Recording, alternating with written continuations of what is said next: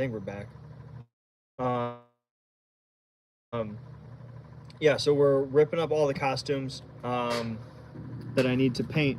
So last push, we've got all our other products are done. Our mat chompers, animatronics, everything else is complete. So tonight is last push for the costumes and then constructing the other half of our booth. So let's do it. I'll just be here working. If you guys want to chat, leave comments, ask questions, we can talk about it, and we can go from there. So just hang out. Say hi when you show up.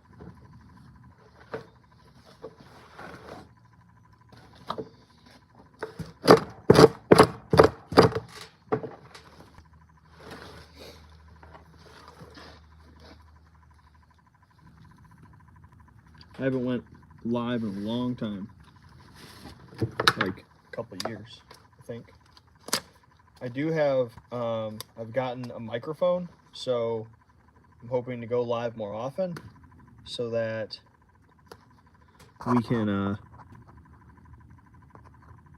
we can, cool. I'm hoping to go live more often. Like, the reason I don't is because we are like in the middle of production all the time, so we're trying to get everything complete. So a lot of times we have on like music, and YouTube doesn't like music, so it often just gets turned off.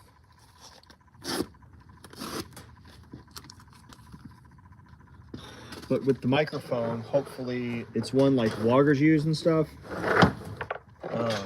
So I can hopefully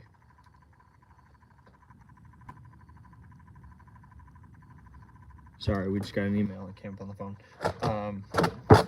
It's supposed to like cancel out external noise, so hopefully I can like wear that and it'll just record my voice and not whatever music is playing in the background, and then we won't get hit with a copyright strike, and we'll be able to go live more while we're doing stuff.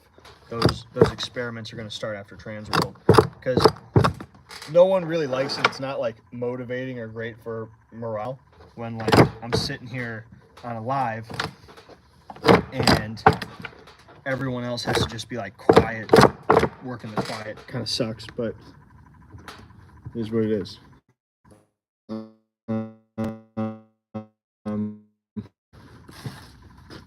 Do more live stuff without getting copyright strike. So I'm gonna rip up all the costumes first, and then I'm gonna work on the paint side. So that way I kind of compartmentalize.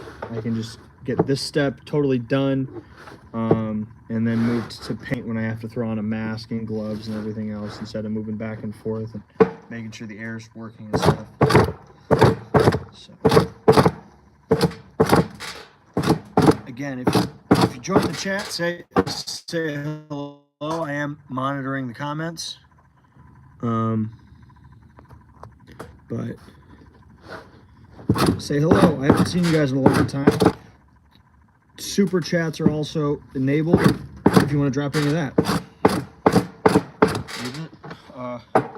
Shiny sticker. What's up, Cobwebs and Candlesticks? How are you doing? Are you going to vend at Transworld or no? I know you were at Midwest Haunters and some of the smaller shows.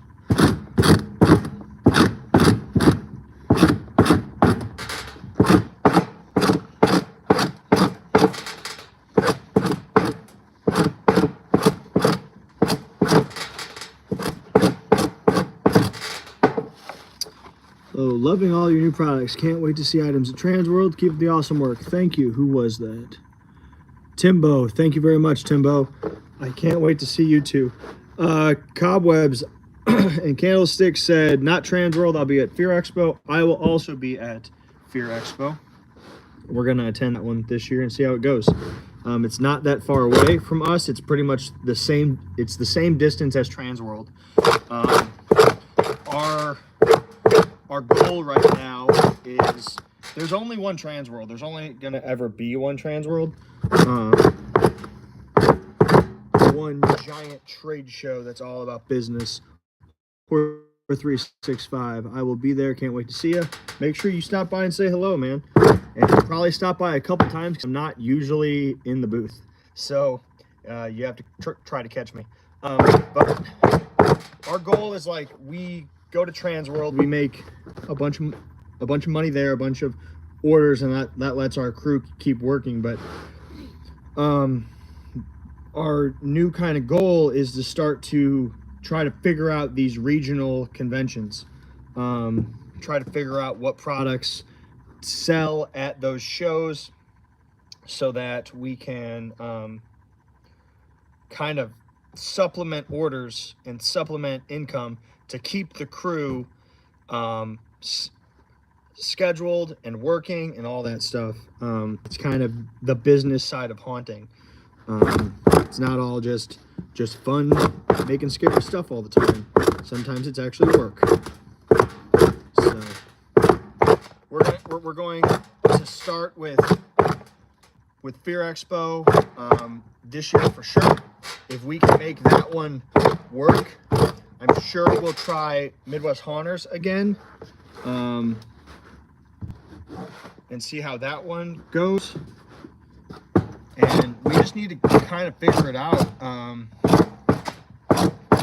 We did the thing where, hi, Horror365. Thank you very much for the super chat.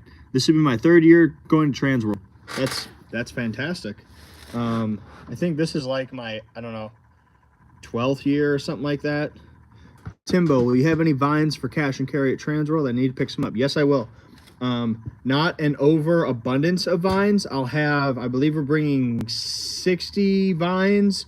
I'll have 10 vines shown in my booth. Now, these are just the actual vines, not like the glow vines and all that stuff. We are bringing those, but they're for display only. So if you want to buy those, you do have to wait till Sunday to take those. But we're bringing, I think, 60 regular vines that are already packaged because everyone always wants to like take them right now. So we're bringing those ahead of time. I'll have 10 actually in our booth, and then the other ones are already boxed and like backstage ready to go for whoever wants to try to buy those. So yes, I will have vines. We also have our packages on vines if you need a whole bunch. And as far as like vines, there is one of the products that I had to cut from our production list, which kind of sucks that I had to, but I'm gonna make it as soon as we come back from Transworld. I'm going to make it, so it'll probably get debuted at Fear Expo. We didn't have enough time with all our brand new products. We've made just loads of stuff, but I'm making a 5-foot egg sack. So it'll be like a 5-foot tall egg sack with like a head in it and stuff, which will also be an egg pod and hanging egg sack with like a huge hanging vine off of it. It'll also probably turn glowing one as well with like the lights in it and all that. We're also we're bringing cotton candy egg sacks and egg pods to Transworld as well. So lots of fun. What was that last comment? Awesome. I've gotten some from in the past and they're a great product. Yeah, I stand by all our stuff. I use my stuff in my show, so it's great. I don't know how many other like production companies are like actually attached to a haunt, but like we basically have like a testing ground for all of our products. So a lot of times we'll try stuff out the year ahead in our haunt. Like this year we're bringing animatronics, and we started out by building those for ourselves last October. So we've got one that we're calling Reanimated, which is like a guy on this like a table, and he's getting electrocuted, and like his head's unattached but hooked in with like wires, and he's getting like shocked and jumping around. And we actually built one for us and prototyped it and all that stuff in our haunt before we brought it to the show. Love the sound of the egg sack and pods. Look forward to those. Absolutely, they're going to be awesome. I don't know of anyone that's made one. There's quite a few people that have made them like smaller, just like I make, but I don't know of anyone that's made a huge one. So that's what I want to do. A lot of the stuff I'm trying to do now is all like really big stuff. So I like the idea of making large stuff. It draws eyes and people really like it. So our new thing for this year, thank you, Horth365. I appreciate that you love our products. I love your attention. One of our large products for this year, we've got the giant pumpkin. Did you say Kevin Alvey has one? Okay, yeah, that's cool. He makes a lot of, I mean, everything he makes is like really big, so I'm not surprised.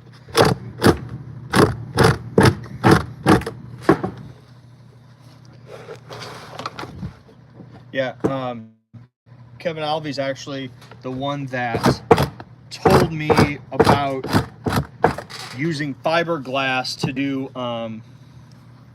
like larger molds, because we started to make really big stuff and then it was like, these molds are huge.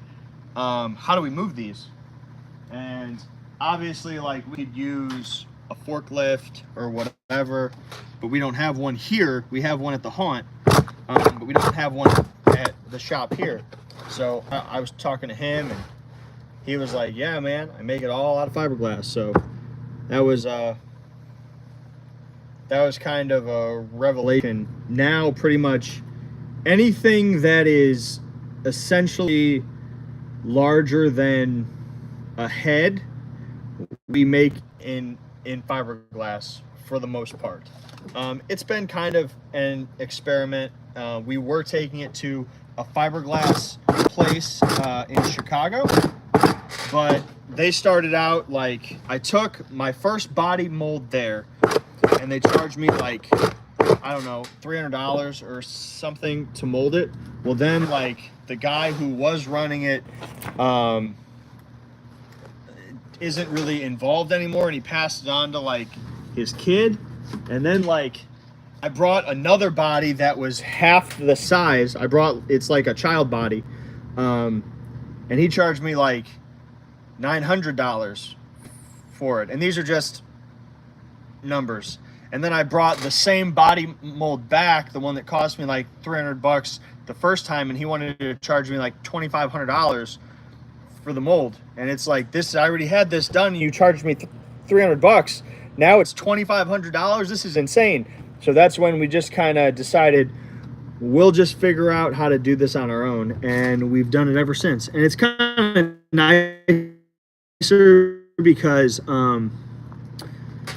we just go over here. Because like if I sculpt something, like how it was working was like, I would sculpt something, I would mold it in essentially like not a very good plaster mold that I would expect to get like one master out of it, and then I would take that to fiberglass place and they would mold that in fiberglass. Well,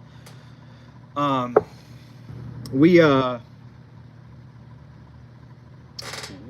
hit a point where like the sculptures, like honestly we would have to take them there to get them molded right, because like the spider, our giant spider, I don't know if you can see it, that mold right there, we molded that in plaster first, and it was just at a point where like these molds are way too big with all the clay and plaster. Like that mold was like 1,800 pounds when it was like in plaster, because of the clay and plaster and everything else. It was crazy. And I don't trust them to treat, I don't know what they know about like wet clay. I don't know what they know about keeping it wet. I don't know how quickly, because like these molds weren't coming back like the next day. They'd come back like a month after or something. So it's like, I don't want to drop off a sculpture here. They don't care for it right. They knock into it, or they let it dry out and it cracks or whatever. And now I don't have a mold, and I don't have a sculpture, and I have a giant waste of clay, because once wet clay, especially that much, once it dries out so much, there's really no like reviving it. So it hit a point where it was better for us to just mold it ourselves, and it's worked out great so far. Do I think the animatronics? Do you think you will do animatronics? Yes, we're already doing animatronics right now. We are debuting 3 of them at the trade show next week. Stone's too goddamn heavy. You are right about that. What's the exact foam you use? Could I show you? We use a whole bunch of foams. It's all flex foams from Smooth On. So you can check them out. Yeah, it's nothing special. All the details are online. It's all about, I think we've got something like 6 different kinds of foam that we use, just depending on what the product is and how hard, how dense, whatever. So you really have to know your product and go speak to someone at Reynolds about what you're doing, and they'll be able to help you out. I think there's a couple more comments. I restore cars full time. Yeah, I'm sure that helps. Yeah, and yes, especially at $1 a pound. It is. I think you're talking about the clay. Yeah, it's not worth it to just throw that away, especially when you're throwing 200, 300, or like 500 pounds of clay on a sculpture. Yeah, you don't want that to just dry out. We used to not save clay. We would basically sculpt it, open our mold, and then throw it out. This year was actually the first year where we started to like recycle clay. When we sculpted the giant pumpkin, it just had tons of clay on it. Now we did use, this is like a learning process, so I guess this is something interesting for everyone. Like, don't think just because like we vend at Transworld, and I don't just mean us, like everyone who vends at Transworld, these products are works in progress. Especially if we're making something for the first time, there's no instruction manual on how to do this stuff, and a lot of the stuff we use, we're not using it in a way that other people use it for. So we're all in like uncharted territory. So like when we sculpted the giant pumpkin, it's about the same size, if not, no, it's actually larger than the spider is. But we learned from the spider, and we sculpted it first in foam. Sculpted it out of that, so 90% of that sculpture was foam, and then we put about an inch of clay over the whole thing and molded it that way. It was super light, and we used incredibly less clay.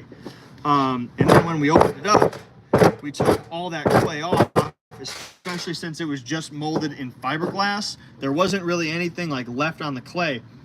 Took that clay out, threw it in buckets. I think we had like 4 5-gallon buckets just totally just packed with clay. And then we've been using that for sculpting and mold walls and all kinds of stuff like that. So that's nice, especially since like a mold wall, you'll pretty much burn through a block of clay that just, it's just to block out your mold and keep plaster where it's supposed to go. So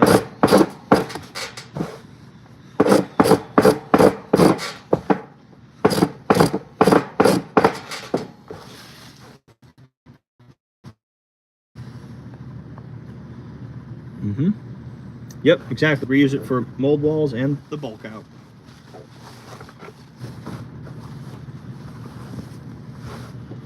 We've got a lot of new products this year. And a lot of them are very exciting. I think what is kind of different about our animatronics versus other ones that are on the show floor is like ours, a lot of them are built around like wow factor. Everyone says like the same thing, like animatronics aren't scary. And like, yeah, you're probably right. To most people, ours are built around a scare. So there's like something that happens and then the body moves. So like we have, we call it a padded cell slammer, and it's on like a padded cell wall, and it the whole padded cell flies forward, like this whole wall is going to fall on you, and then on that is a guy that's thrashing around. So you've got the initial scare of the padded cell is going to hit you, and then the extra wow and scare of this guy thrashing around and screaming and stuff. So it kind of makes our stuff a little bit different than others.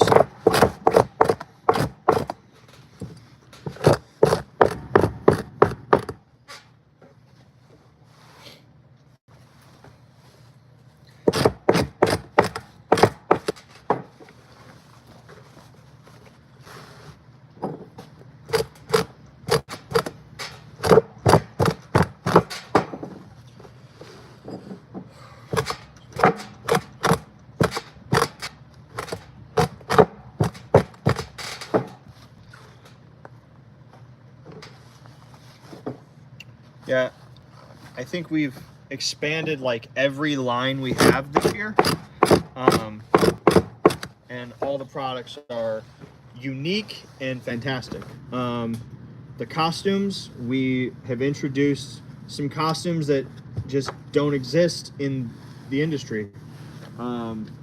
We expanded one line that I really like that we did this year is we made it's like an antique straitjacket. So we've got old ones. Pretty much all straitjackets are like old straitjackets because they don't use them anymore. But we made ones like antique, like it looks like some like Harry Houdini shit. It's all like brown. It's got a bunch of leather on it. It's really cool. I like it a lot. It's a stylized version of a straitjacket instead of the kind of early 1900s kind. This is more of like a 1800s, 1700s kind of straitjacket. So it's pretty cool. Along with that, we also expanded our Haunted Mansion line. And now I'm not sure, but I haven't seen anyone else that offers anything like this. But now we're offering like ornate, like Victorian style clothing. Elegant ball gowns that are all aged and ripped up and grimy. Really elegant kind of, we call it the coachman, and it's like I don't even know what to call like the items. Like it looks like the guy from Hamilton. Like it's got like a frilly shirt and a coat with all these like buttons and lace and strings on it and all kinds of stuff, and it even has pantaloons. It's awesome.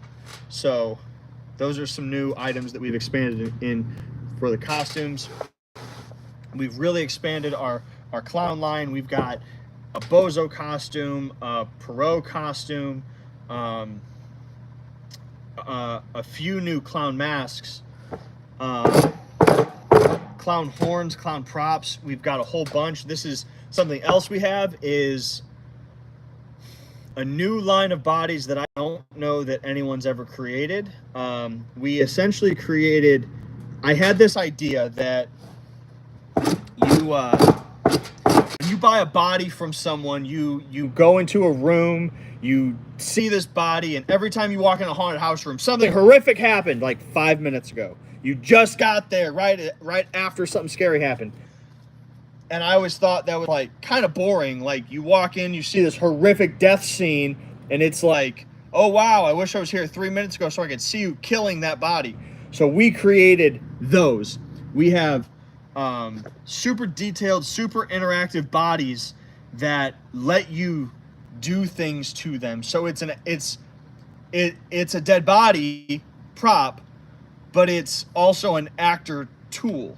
So we've got two different kinds of autopsy props that are essentially autopsy bodies. We have one that is a medical autopsy, so she has her arms and legs amputated. She's kind of in a gown, and she has, you can remove her face. What's up, Justin? See you next week. Absolutely, Aiden. I will see you at the show. She's got amputated arms and legs. You can remove her face to show a fully detailed and built out skull and tongue and teeth and eyeballs and everything.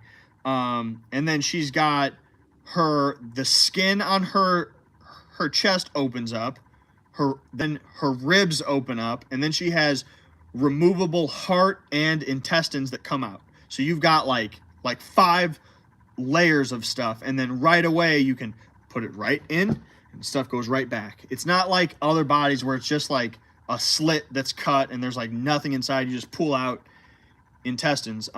These ones are made to be a show and a tool. We also have a couple of these types of props, but for clowns, where one of them is an autopsy body, and I wanted to do something really clowny.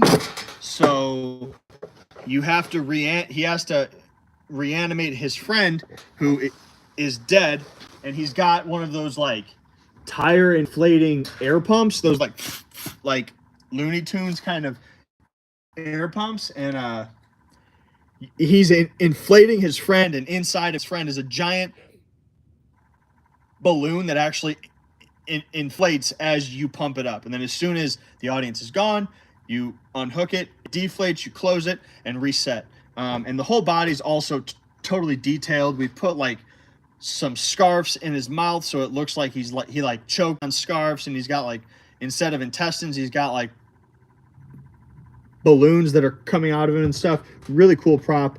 One of my favorite props that I haven't quit like playing with it since we created it is called the Scarf Kid. And I've had this idea for like, I don't know, probably 4 years now.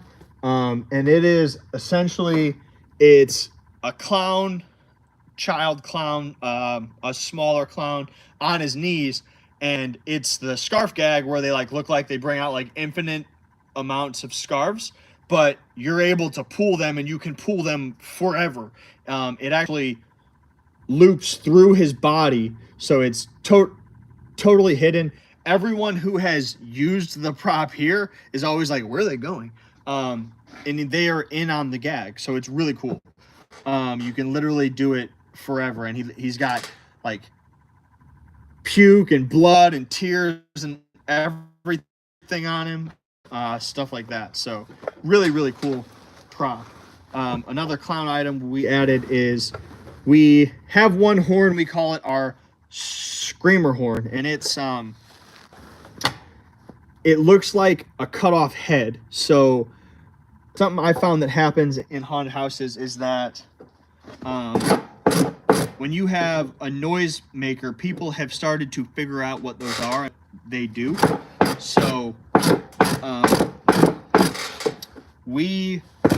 I came up with, I want to hide them in things so that you can have this loud horn, but people can't see it immediately. So we have one that we created last year or 2 years ago, I'm not sure, but it's a cut off head, and the horn is upside down and looks like a bunch of blood and gore that's coming out of it. So it looks like you're just carrying around this chopped off head until you hit the horn, and it's a great scare. So we took that and we turned it into 2 new props. One of them is a clown head, and along with the gore and stuff, he has a scarf that is actually coming out of his mouth, out of like the throat chunks here. So it's pretty cool prop. And then we've got another one that is a swamp version, where instead of looking like a bunch of gore, it just looks like a whole bunch of moss, and there's a skull on top, and the skull has a candle on top of it. And when you hook, so it can look really creepy, like you're just carrying this kind of flaming skull with moss, and then it's actually a loud ass horn scare. So it should be super effective. and impressive to see in the dark. So yeah, we've expanded the horn line quite a bit. I'm very happy that our horns have been as successful as they are. I say all the time, like, when you buy our horns, you're not buying the horn. You are buying the parts, but that's it. You can go online and see in any kind, I mean, the videos are out there, how to make your own noisemaker. And I tell everyone, like, we're just buying it from Harbor Freight. Go ahead. If you want to try to make it, go ahead. I will tell you, we spent about 2 years trying to fix them so that they don't break right away, because a lot of them we had to replace because they were not holding up. So there is a bunch of stuff we do to make them better. They're not just fresh out of the box Harbor Freight horns.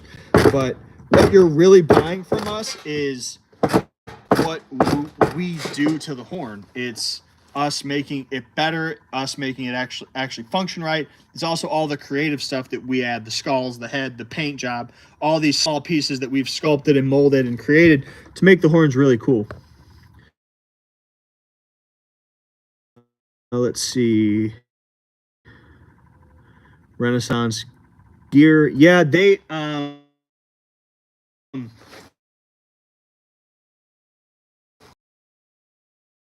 Hauntism. Yeah, absolutely. What are you using to distress? So I am using my favorite tool for ripping up costumes is a hole saw. These are fantastic. I've used tons of stuff. I've used wire brushes. I've used horse brushes. I've used a dog brush. I've used knives. I've used a wire wheel. I've used sandpaper. I've used the first thing I ever used was a cheese grater. I've used files. I've used rasps. I've used one time we made a board with a whole bunch of nails in it. None of that stuff works very well. The horse brush is like second option for me, but once I started using a hole saw, I never went back. It fits right in your hand like you're supposed to hold it, which is cool. They have different sizes for different sized hands. It's made for cutting through wood, so it lasts for a long time. When you're just ripping up like cloth, like I'm on a particle board. Sorry, we lost connection for a second. I've talked to other people and they've said they don't like to use a hole saw. Sorry again.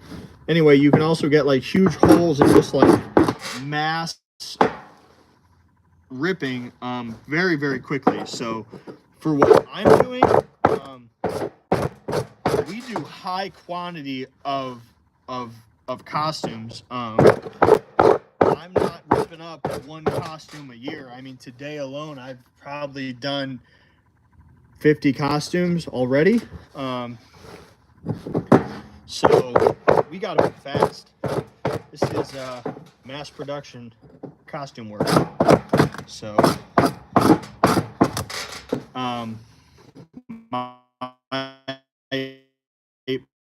my favorite quote when I tell them they need to like work quicker, they say like, if you work fast, the work is not as good. And it's what it really is not work faster. The quote is, you have to learn to be slow in a hurry. And I love that. That's true. I can go sit, I can feel the costume. I can feel when it's not gonna rip right. Every type of fabric is also different. I also, for lack of a better term, I know what I'm doing. If you guys are interested in like an in-depth costume course, I am teaching one at Fear Expo. And I'll be showing everything I do, how I rip up costumes, how I paint them, several types of paint that I use, how I come up with characters, how I design costumes, different stuff like that. Different kind of theories. Yeah. I will finish this line and then I will check comments.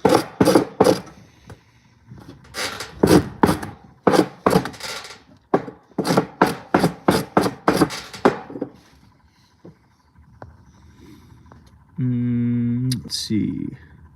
Okay, Awoken Nightmare. Excited to see you guys next week. Your booth is always can't miss. Thank you very much. Horror365 said that's funny. Cobweb said try sandblasting, works great. Yeah, I imagine it probably would, but certain things we can't do in our shop. We've learned that. One time we were using hand soap as a release for supply, so I came up with the idea of we will put in a sprayer just like we use for and we'll spray it in. Well, we did that for about an hour, and we started to notice like a mist in the air, and then like everyone's eyes and throats and mouths started just burning. We were atomizing soap, and if your parents ever put any dish soap in your mouth as a kid for like talking back, it was kind of like that, but you were breathing it in and having it going through your eyes. So that was really cool. We don't do that anymore. That was a hard stop. Fire. That is a good sign that you should not be doing what you're doing.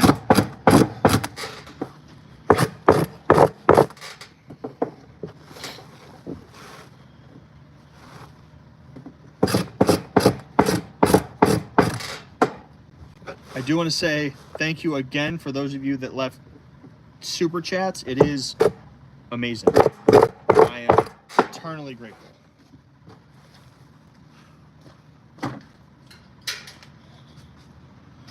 All right, we're almost done here. I've got 2 left, and then I think 6 costumes on the table, and then we're moving to paint. So exciting.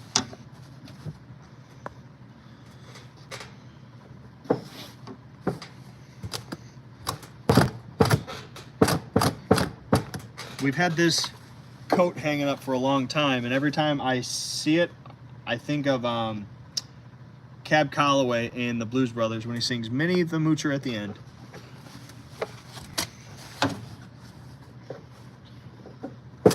When I'm done, it will not like that.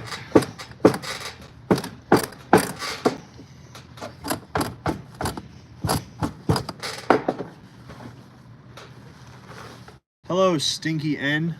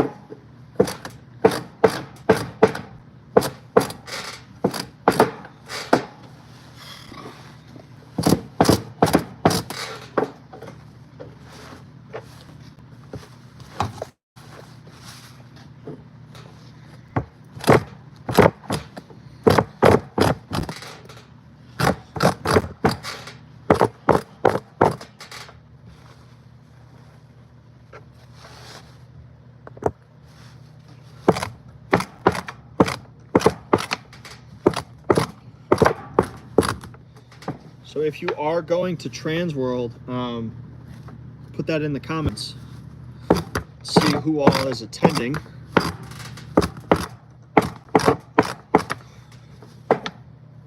Can we be friends? Sure. Why not?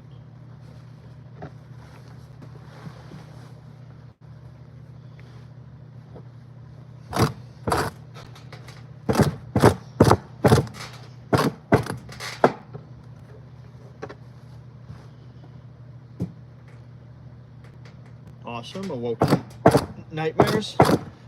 Hope to see you there. Make sure you tell me that it's you, and I will not know who you are. Just because of your, right now, I know you as Awoken Nightmare, not whatever it will say on your badge.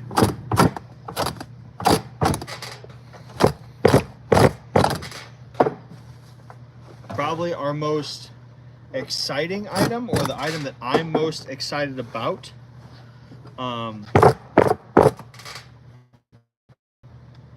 about that.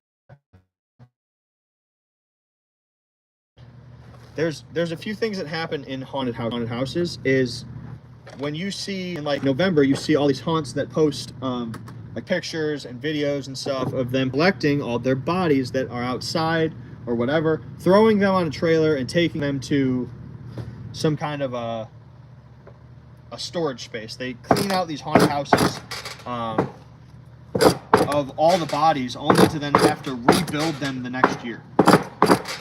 Another thing that happens is,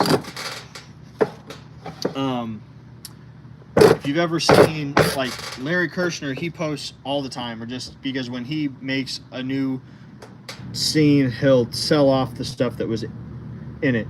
A lot of the stuff that comes out of haunted houses is grayscale, because it gets covered in a layer of dust from the thousands of people who walk through. Their shoes are gross, all that stuff.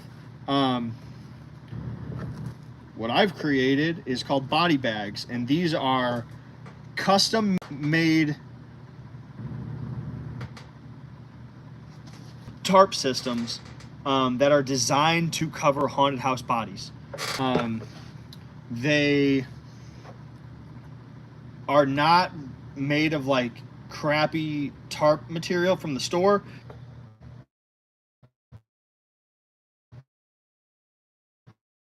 They have anyway, they come in 3 sizes right now, but we could do any size. I mean, any size at all. The kind of like joke line, which is not really a joke, it's reality, but it's an exaggeration so people understand, is like, I could tarp a school bus if you needed that. But I'm hoping that because they will protect your props, animations, and bodies, and whatever else you need to be protected from rain, snow, sleet, hail, animals, UV, which is also really dangerous, and dust. So even if you're an indoor haunt, you should be covering your props in the off season. You've got builds happening, so you've got dust, saw.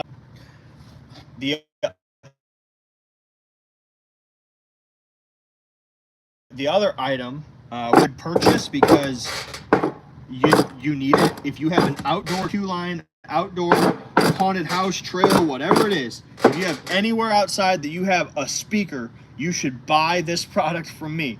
And they will save your equipment. It is the same kind of body bag that it goes over the speaker, and it ties on bottom just the same. And what makes it really cool is the front of it has a screen on it that you can open up a flap, and your audio will play out unhindered. And then if it starts to rain, if whatever, all you have to do, flip that flap down, it velcros, it'll protect your audio equipment from the weather, and it's just perfect. So I'm hoping that people invest in these. They are not expensive at all. I believe the normal size one is $150. 150, it's somewhere between 150 and 200. I can't remember the exact price, but that's going to save your $2,000 prop, your $20,000 animatronic. It's a small investment that will save you a lot of money and give a longer life on house stuff. So, and they're custom made by me, so we know haunted houses. We have and 3 outdoor haunted houses, an outdoor scare zone, an outdoor midway. All of our audio stuff is outdoor. We have lights, projectors, all that stuff outside, so we know what it's like and what you need. So I saw some comments. What's up? What's up? What's up? Everyone's saying hello. We're located in Indiana.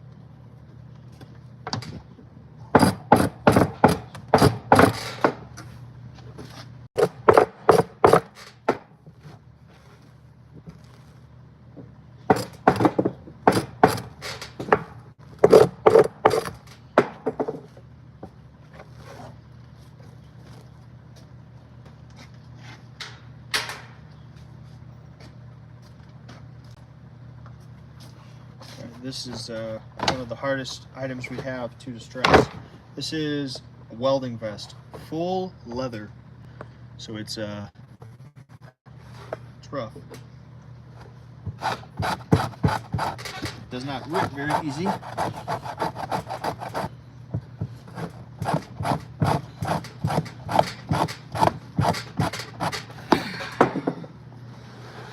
All that for one hole.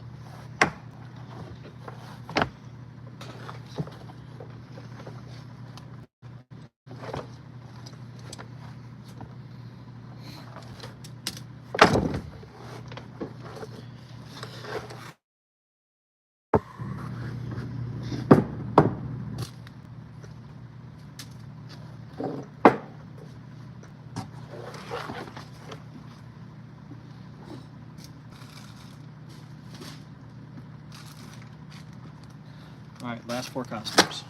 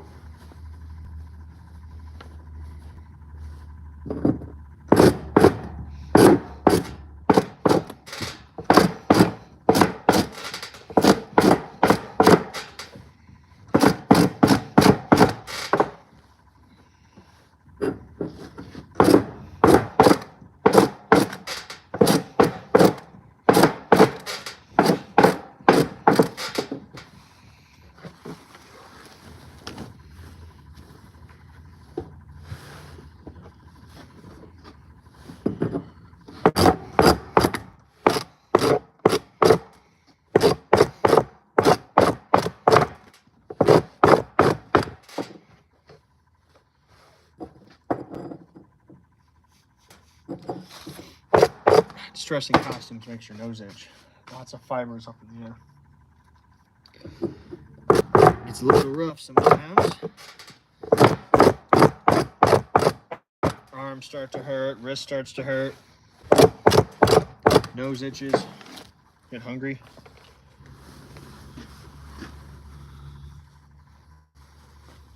Start contemplating capitalism. Gets crazy.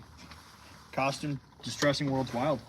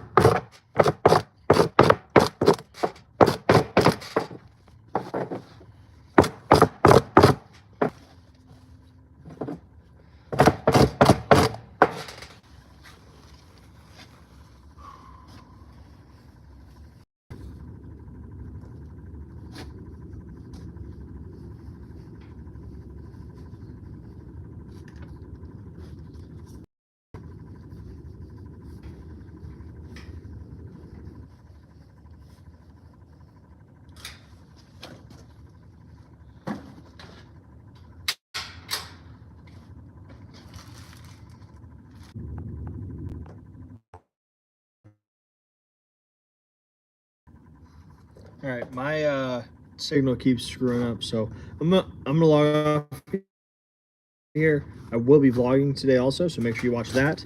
If you have not subscribed to the channel, please do. Please like this video and like my next video. It really helps out a lot. Thank you guys very much for